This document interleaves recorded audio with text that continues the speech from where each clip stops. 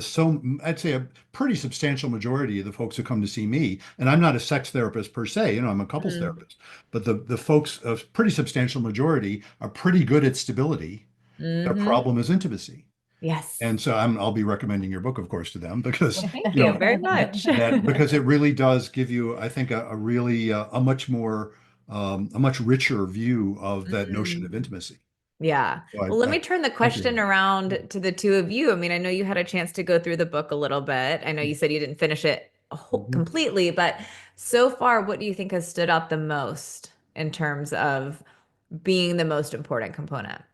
Wow. Well, I think from my standpoint, I just said it, it's that sense that you can actually look in a very rich, nuanced way at what intimacy means.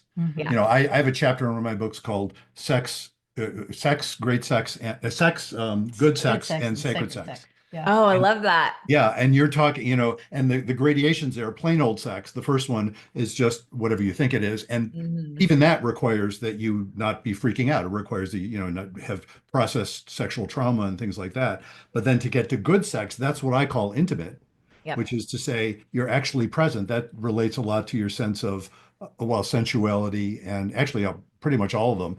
And sacred sex is when you get up to that level of attunement where it's not just the two of you anymore.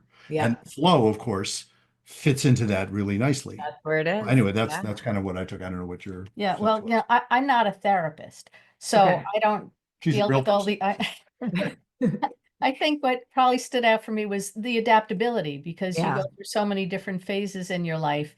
And, Mhm. whether it's, if you're having your period or if it's menopause, whatever it is, and aches and pains, is that ability to be adaptable and have your partner also be adaptable. So, Exactly. Yeah. And I think I mean, I love hearing, from people who aren't therapists what stood out the most for them because that tells me hmm kind of what feels the most practical. But, coming back to this discussion of, security, stability, and intimacy and kind of freedom and autonomy, the throughout each chapter, I talk about a different flow component. There's 8 components to flow. I talk about 5 secrets and I weave them through, but I think it's in that same chapter that I write about the paradox of control, which is Mhm. one of the kind of trickier flow components to understand, but I think relates to sex in a really profound way. Because what I hear from so many people is that they struggle, women in particular, struggle to surrender Yeah. to the Yeah. experience. They feel too inhibited, too controlled.